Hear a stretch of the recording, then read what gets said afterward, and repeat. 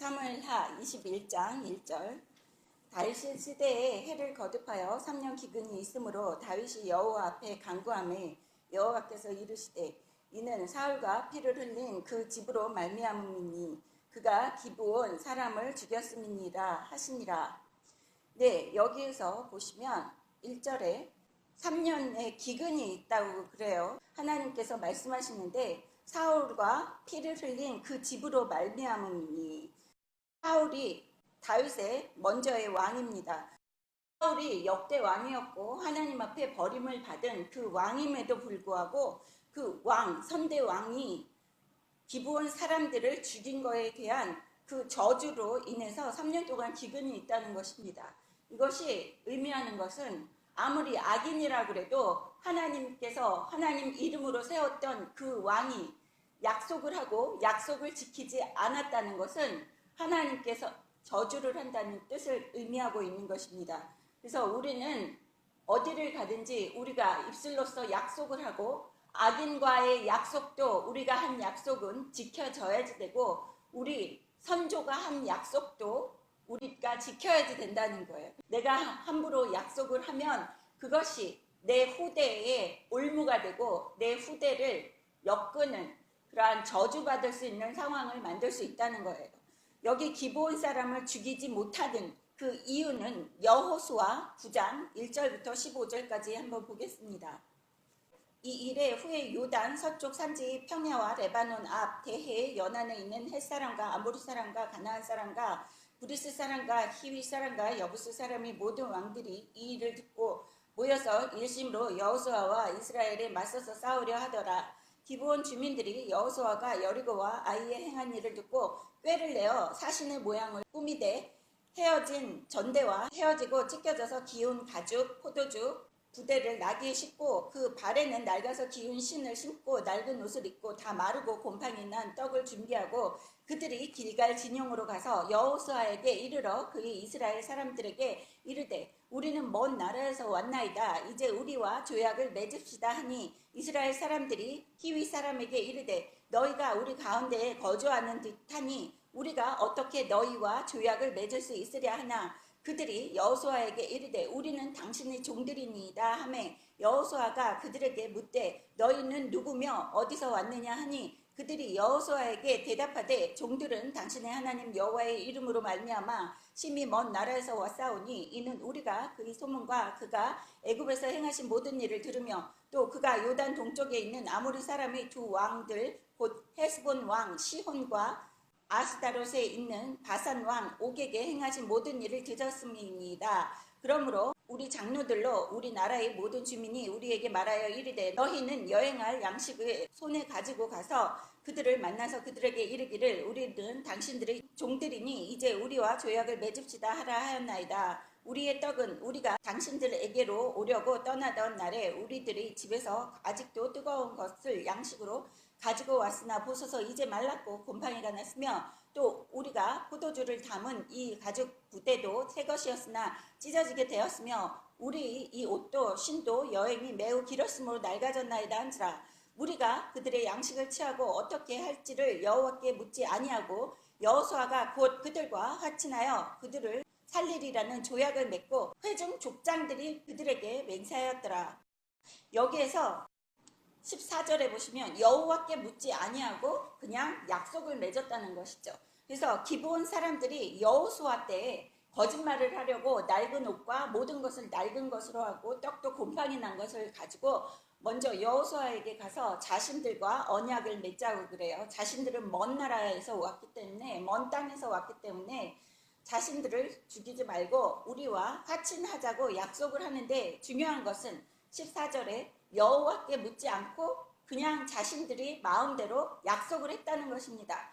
그럼에도 불구하고 하나님께서는 하나님의 허락 없이 한 약속까지 기억을 하시고 그 약속을 지키지 않고 여호수아가 한 약속을 지키지 않고 사울이 기브온 사람들을 죽인 그 대가 때문에 3년 동안 땅에 기근이 내리게 하는 것을 보실 수 있어요. 지금 다윗이 왕으로서 통치하는 그 기간이 이제 몇십 년이 됐음에도 불구하고 사울이 왕으로 있었던 그때 했던 일을 다윗의 시대 때에 갖고 있는 것을 보실 수 있습니다. 이렇게 하나님께서는 몇십 년 전에 하나님께서 버리신 사울 왕이 한 약속까지 기억을 하시고 하나님께 물어보지 않은 약속까지 기억을 하시면서 사울이 흘린 피를 갚으라는 거예요. 니네가 사울이 흘린 피를 그 대가를 치르지 않았기 때문에 3년 동안 기근으로 이스라엘 백성들이 고통을 당합니다. 사무엘하 21장 2절 보겠습니다. 기브온 사람은 이스라엘 족속이 아니요 그들은 아모리 사람 중에서 남은 자라. 이스라엘 족속들이 전에 그들에게 맹세하였거늘 사울이 이스라엘과 유다 족속을 위하여 열심히 있으므로 그들을 죽이고자 하였더라. 이에 왕이 기브온 사람을 불러 그들에게 묻으니라. 다윗이 그들에게 묻되 내가 너희를 위하여 어떻게 하랴? 내가 어떻게 속죄하여야 너희가 여호와의 기업을 위하여 복을 빌겠느냐 하니 기브온 사람들이 그에게 대답하되 사울과 그의 집과 우리 사이의 문제는 은금에 있지 아니하오며 이스라엘 가운데에서 사람을 죽이는 문제도 우리에게 있지 아니하나이다 하니라. 왕이 이르되 너희가 말하는 대로 시행하리라. 네, 여기에서 보시면 기브온 사람들에게 이야기하는 다윗이 뭐라고 하느냐면 그들에게 묻되 어떻게 하랴? 어떻게 속죄해야지만 너희가 여호와의 기업을 위해서 복을 빌겠느냐 하되 이렇게 기브온 사람들은 하나님 앞에 선택된 백성이 아님에도 불구하고 이 세상에 속한 사람임에도 불구하고 그 사람들이 저주를 내렸었던 거예요. 약속을 지키지 않은 그 사울에 대해서 우리와 약속을 했던 여호수아의 그 약속을 기억하지 않고 사울이 우리 기브온 족속을 죽였기 때문에 그것에 대해서 기브온 족속들이 무엇이라고 이야기하느냐면 4절에 보시면 사울과 그의 집과 우리 사이의 문제는 은금에 있지 아니하오며 네, 은금에 있지 아니한다. 재물로서 갚아주고 갚고 하는 그러한 관계가 아니라는 거예요. 한이 맺혔다는 뜻입니다. 그래서 우리 하나님의 자녀들은 이 세상 사람들과 아무런 약속을 함부로 해서는 안 되고 그 약속을 만약에 함부로 했다고 그래도 약속을 지키지 않으면 세상 사람들이 하는 저주가 나에게도 영향을 미칠 수 있다는 거예요. 내가 죄를 이렇게 지고 벌을 받는 것이 아니라 이것은 하나님 앞에 하나님 이름에 먹칠하는 것이나 마찬가지죠. 하나님의 이름이 이 예수 믿는 사람들이 저렇게 예수를 잘 믿는다고 말만 하면서 우리와 한 약속은 지키지도 않고 행실은 저 따위로 해 하는 지금 현재 하나님의 자녀들이 개독교라고 놀림을 받는 그 자녀들은 하나님께서 내리시는 벌이 아니라 이 사람들이 가슴에 한으로 맺혀서 저주를 퍼붓는 거에 대한 그것을 우리가 받고 있다는 것이에요. 그래서 우리 하나님의 자녀들은 내가 하나님 앞에 오는 복을 100%, 200% 충분하게 방해 없이 받고자 한다면 이 세상을 향해서도 사람들의 마음에 못질을 하거나 한을 품게 만들어서는 안 되고 하나님이 허락하시지 않은 약속이라 할지라도 약속하신 것은 꼭 지키시길 바랍니다. 하나님도 기억하십니다. 하나님께 물어보지 않은 약속도 네가 행실을 올바르게 내 자녀로서 내 이름에 합당한 일을 하고 다니는지 안 다니는지를 하나님께서 감찰하시고 그것 또한 하나님이 기억하시고 계신다는 것을 잊지 마셔야지 됩니다. 그래서 5절에 보시면 우리를 학살하였고 또 우리를 멸하여 이스라엘 영토 내에 머물지 못하게 하려고 모해한 사람의 자손 7사람을 우리에게 내주소서. 여호와께서 택하신 사울의 고을 기브아에서 우리가 그들을 여호와 앞에서 목매달겠나이다 하니 왕이 이르되 내가 내주리라 하니라. 네, 기브온 사람들은 그때 같이 이스라엘 백성들과 살면서 물도 기르고 나무도 하는 그러한 일을 했었습니다. 그래서 이스라엘 백성들과 같이 살고 있었음에도 불구하고 5절에 보시면 이스라엘 영토 내에 머물지 못하게 하려고 모해한 사람의 자손 7명을 달라 그래요. 그래서 그 학살한 자손 7명, 사울의 자손 7명을 우리에게 주면 우리가 하나님 앞에서 목매달아서 다 죽이겠다는 것이죠. 왕이 이르되 내가 내주리다.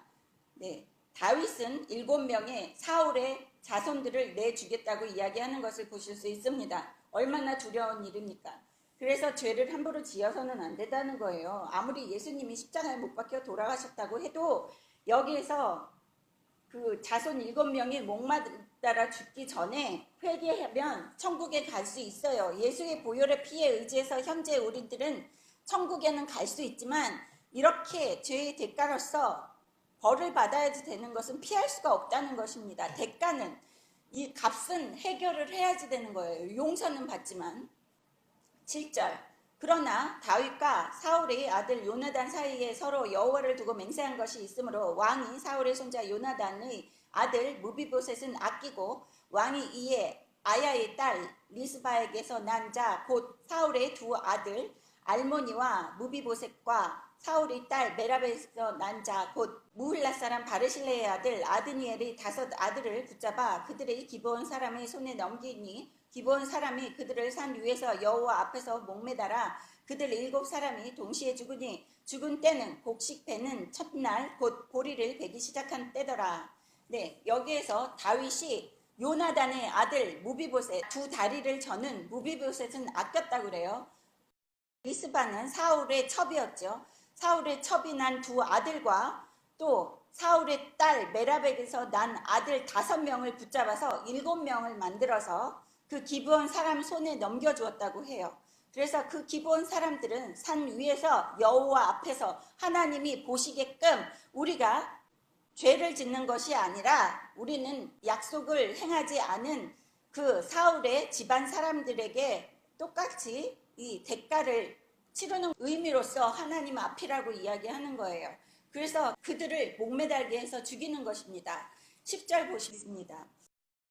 아야의 딸 리스바가 굵은 배를 가져다가 자기를 위하여 바위 위에 펴고 곡식 베기 시작할 때부터 하늘에서 비가 시체에 쏟아지기까지 그 시체에 낮에는 공중에 새가 앉지 못하게 하고 밤에는 들짐승이 범하지 못하게 한지라. 이에 아야의 딸 사울이 첩 리스바가 행한 일이 다윗에게 알려짐에 다윗이 가서 사울의 뼈와 그의 아들 요나단의 뼈를 길르앗 야베스 사람에게서 가져가니 이는 전에 블레셋 사람들이 사울을 길보아에서 죽은 블레셋 사람들이 벳산 거리에 매단 것을 그들이 가만히 가져온 것이라. 다윗이 그곳에서 사울의 뼈와 그의 아들 요나단의 뼈를 가지고 올라오매 사람들이 그가 달려 죽은 자들의 뼈를 거두어다가 사울과 그의 아들 요나단의 뼈와 함께 베냐민 땅 셀라에서 그의 아버지 기스의 묘에 장사하되 모두 왕의 명령을 따라 행하니라. 그 후에야 하나님이 그 땅을 위한 기도를 들으시니라. 네, 여기까지 보시면 10절에서 14절까지 보시면 아야의 딸 리스바는 사울의 첩이었었죠. 여기 2명의 사울의 첩이 난 리스바가 난 2명의 아들까지 목매달려서 죽인 것입니다. 그래서 이 엄마가 아들을 둘을 위해서 또 사울의 딸이 난 5명의 아들을 위해서 어미가 자식과 그 손주들을 베옷으로 덮어서 시체를 보호한 것이죠. 이것을 다윗이 들었습니다. 다윗이 이 아야의 딸 사울의 첩 리스바가 한 일을 알고 다윗이 죽은 7명의 시체와 사울과 요나단의 뼈와 함께 같이 땅에다 묻어뒀다는 것을 보실 수 있습니다. 14절의 마지막에 보십시오.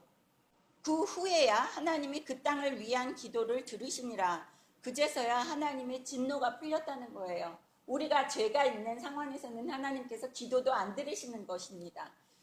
그래서 하나님께서 이렇게 모든 일이 진행되고 그 죄에 대한 약속에 대한 것을 지키지 않고 하나님의 자녀로서 우리가 행실을 잘못하고 다니면서 하나님의 이름에 먹칠을 하고 또 다른 사람의 가슴에 못을 박은 다음에 와서 무릎 꿇고 아무리 하나님께 기도를 올린다고 해도 하나님은 듣지 않으십니다. 그러니까 여러분께서 하시는 기도들이 하나님께 연락되지 않고 하나님이 응답을 안 해주신다고 한다면 지금 내 주변에 내가 무엇을 사람들에게 가슴에 못 박은 것이 있는지, 내가 약속한 것을 지키지 않는 무엇인가가 있는지, 하나님 마음에 들지 않는 무엇인가가 있는지 다 생각해 보시고 또 회개하시고, 생각이 안 나는 것은 하나님께 생각이 안 나지만 용서해 달라는 그러한 간절한 마음을 가지고 회개하시고 하나님께 기도를 올리셔야지만 하나님께서 기도를 받아주시고 진노하신 그 마음을 풀어주신다는 것을 알 수 있습니다. 15절 블레셋 사람이 다시 이스라엘을 치거늘 다윗이 그의 부하들과 함께 내려가서 블레셋 사람과 싸우더니 다윗이 피곤함에 거인족의 아들 중에 무게가 300세겔 되는 노창을 들고 세 칼을 찬 이스비브노비 다윗을 죽이려 하므로. 네, 여기까지 보시면 블레셋과의 전투에 대해서 이야기를 하고 있습니다. 여기 21장 15절부터 24장 25절까지는 전쟁 기간에 대해서 나열을 하고 있는데, 한편으로는 정복하기 위한 싸움이고 한편으로는 방어하기 위한 싸움이었습니다.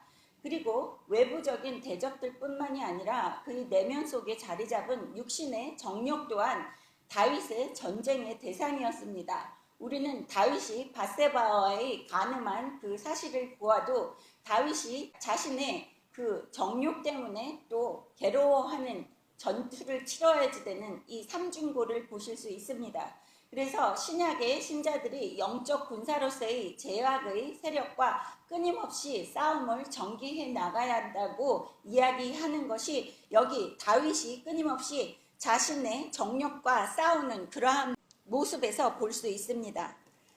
17절 수루야의 아들 아비새가 다윗을 도와 그 블레셋 사람을 쳐 죽이니 그때 다윗의 추종자들이 그에게 맹세하여 이르되 왕은 다시 우리와 함께 전쟁에 나가지 마옵소서 이스라엘의 등불이 꺼지지 말게 하옵소서 하니라. 네, 여기에서 보시면 이제 다윗이 힘에 붙인다는 것을 보실 수 있어요. 다윗이 피곤해했다고 15절 마지막에 나오죠.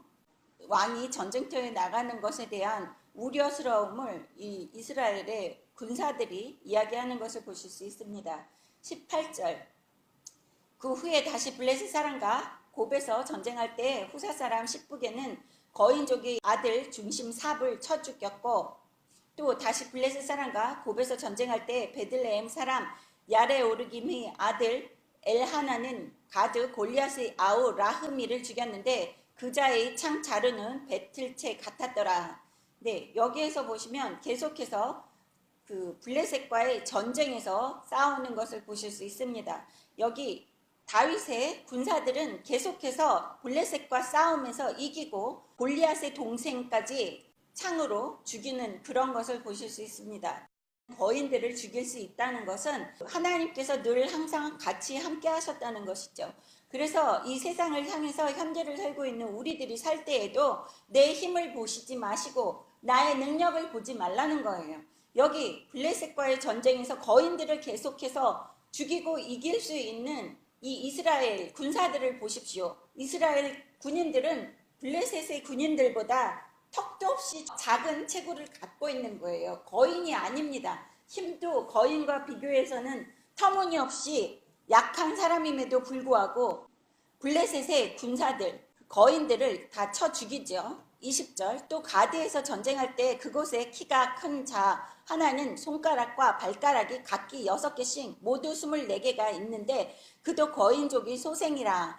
네, 이것은 네피림의 후손들이죠. 노아의 시대 때 네피림이 있었고 창세기 6장에서 보면 1절 사람이 땅 위에 번성하기 시작할 때 그들에게서 딸들이 나니 하나님의 아들들이 사람의 딸들이 아름다움을 보고 자기들이 좋아하는 모든 여자를 아내로 삼는지라. 여호와께서 이르시되 나의 영이 영원히 사람과 함께하지 아니하리니 이는 그들이 육신이 됨이라. 그러나 그들이 날은 120년이 되리라 하시니라. 당시에 땅에는 네피림이 있었고 그 후에도 하나님의 아들들이 사람의 딸들에게로 들어와 자식을 낳으니 그들은 용사라.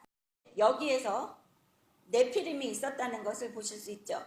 7장에서는 노아의 방주, 그 하나님께서 40일 주야로 비를 내려서 홍수가 있게 해서 다 전멸을 시키고 여기에 네피림 거인족은 다 죽었습니다. 하지만 여기 6장 4절에 보시면 그들은 용사라 고대의 명성이 있는 사람들이었다. 노아의 방주 이전에도 하나님께서 벌써 후세에 다시 네피림들의 후손인 거인족이 태어날 것을 이야기하는 것이에요. 그래서 용사라고 하죠. 고대의 용사들이 거인족이 등장할 것을 하나님께서 노아의 방주 이전에도 예고를 하십니다. 그렇지만 여기 20절에 보시면 거인족은 손가락 6개, 발가락 6개가 있는 거인족의 소생이라고 이야기하는 것을 보실 수 있습니다. 지금 가끔 현재에도 아기들이 태어날 때 손가락 6개, 발가락 6개 태어나서 수술로 제거술을 하는 그런 것 아시죠? 우리 몸 안에는 네피림의 유전자도 같이 섞여 있다는 것입니다. 그래서 손가락, 발가락 모두에서 24개가 있다는 것을 보실 수 있습니다. 21절 그가 이스라엘 사람을 능욕함으로 다윗의 형 삼마의 아들 요나단이 그를 죽이니라. 이 네 사람 가드의 거인족의 소생이 다윗의 손과 그의 부하들의 손에 다 넘어졌더라. 네, 블레셋 사람의 그 용맹스러운 용사들이라고 하면서 거인족이 4명이 다윗의 손과 그의 부하들 손에 넘어졌다는 것은 다 쳐죽임을 당했다고 여기에서 일일이 그 거인족의 죽음을 이야기하는 것을 보실 수 있습니다. 이것은 하나님의 자녀들은 이 세상에 그 어떠한 것도 이겨낼 수 있고 쳐 부술 수 있다는 것을 여기 성경 말씀에서 해주시고 있는 것입니다. 다윗과 다윗의 부하들은 하나님께서 늘 함께 하셨기 때문에 이러한 승전가를 외칠 수 있습니다. 그래서 22장에 보시면 다윗이 여기에서 전쟁에 대한 승전가를 노래하고 있습니다. 22장 1절 여호와께서 다윗을 모든 원수의 손과 사울의 손에서 구원하신 그날에 다윗이 이 노래의 말씀으로 여호와께 아뢰어 이르되 네, 여호와께 찬양하는 그 노래의 말씀을 만들어 놓은 것을 보실 수 있습니다. 그래서 다윗은 시편에서도 곡자 없는 하나님을 찬양하는 노래를 만듭니다. 그래서 우리가 시편을 보면 다윗이 얼마나 하나님을 찬양을 하는지, 하나님께 경배를 드리고 하나님을 사랑하는지가 시편을 읽으면 구구절절하게 세밀하게 디테일하게 우리가 다윗의 마음을 읽어볼 수 있습니다.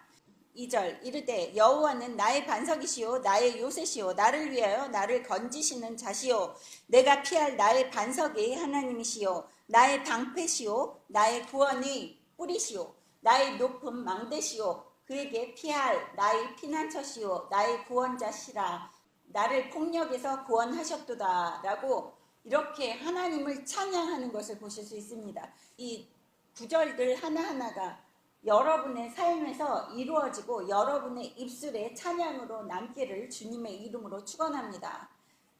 또 하나님께 여러분도 이렇게 다윗처럼 모든 축복이 여러분의 삶에 이루어지기를 주님의 이름으로 축원합니다. 4절 내가 찬송받으실 여호와께 아뢰리니 내 원수들에게서 구원을 받으리로다.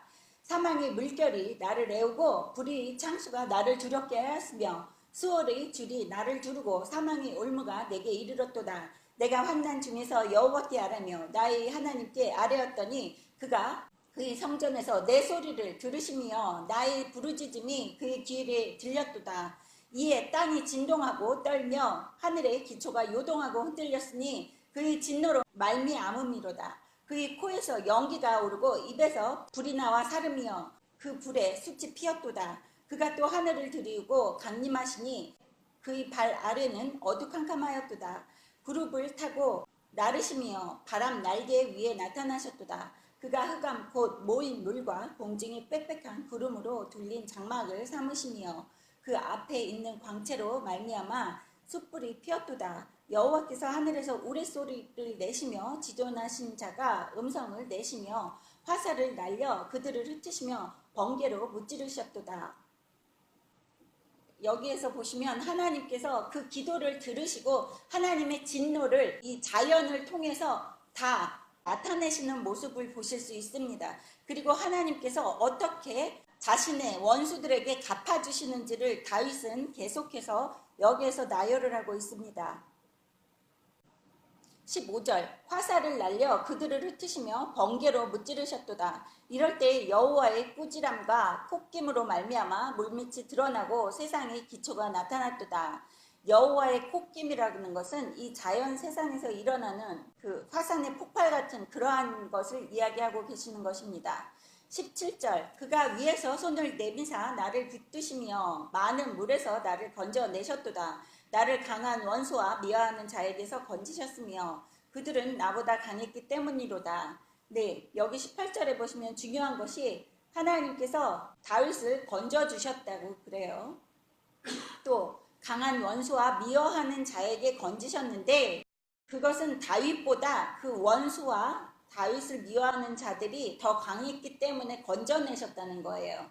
무찔러 주시고 그 앞에서 방패 삼아 주시다가 또 다윗이 힘에 붙여서 다윗이 감당할 수 없는 힘 앞에서는 하나님께서 이렇게 건져내셨다는 것이죠.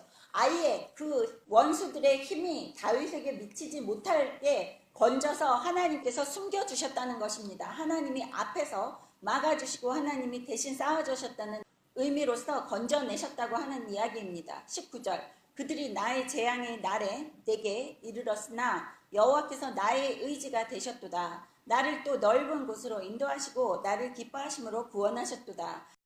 중요한 것은 또 여기에서 보시면 나에게 재앙의 날이 왔지만 내가 여호와를 의지할 수 있게끔 하나님께서 허락하셨다는 것을 99절에 보실 수 있습니다.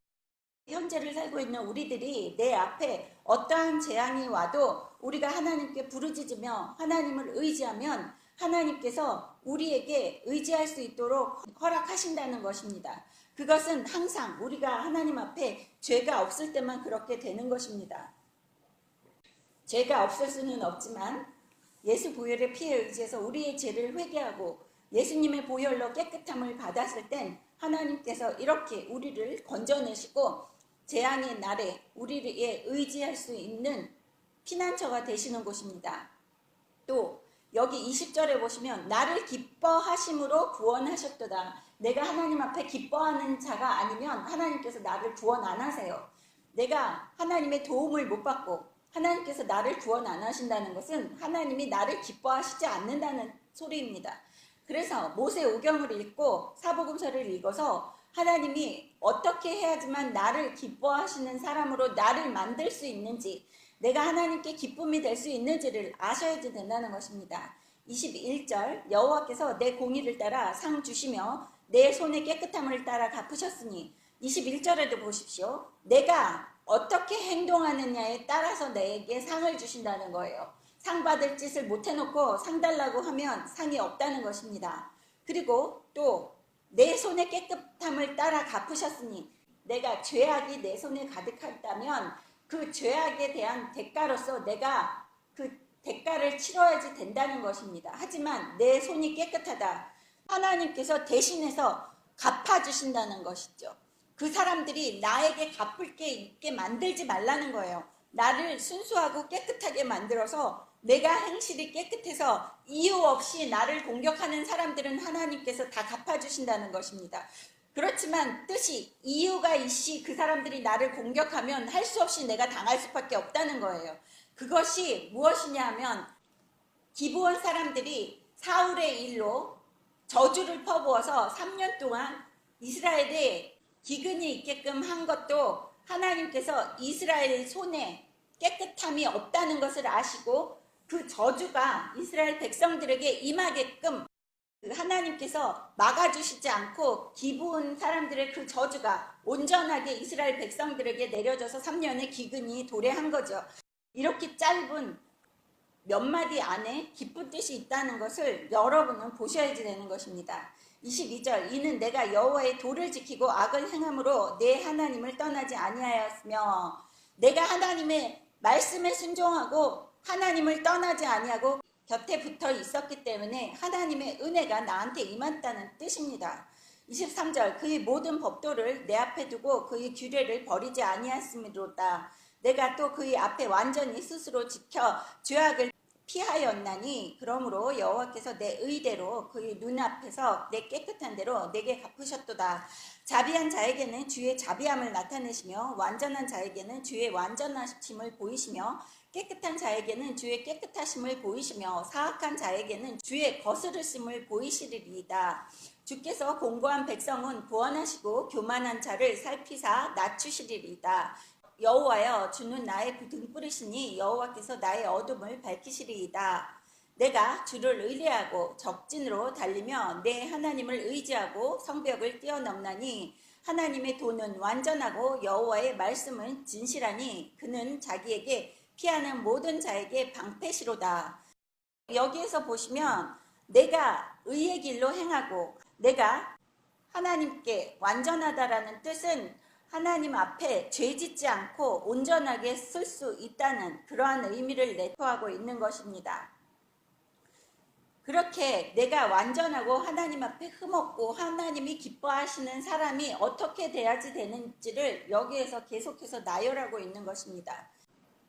그리고 28절에 보시면 공고한 백성은 구원하시고 교만한 자를 살피사 낮추시리이다. 그래서 우리 교회가 낮은 교회예요. 우리가 알아서 낮아졌으니까 하나님께서 높여달라고 낮은 교회라고 지은 겁니다. 성경을 읽다 보면 낮아져라 낮아져라 계속 하나님께서 예수님께서 얘기를 하십니다. 하나님께서 예수님께서 교만한 것을 얼마나 싫어하시는지를 볼 수 있습니다. 교만한 자를 살피사 낮추신대요. 내가 높임을 받고 이 세상 사람들이 나를 높여줄 수 있게끔 만들려면 하나님 앞에 철저하게 낮아지고 사람들 앞에서도 내가 교만하지 않아야지 된다는 것입니다.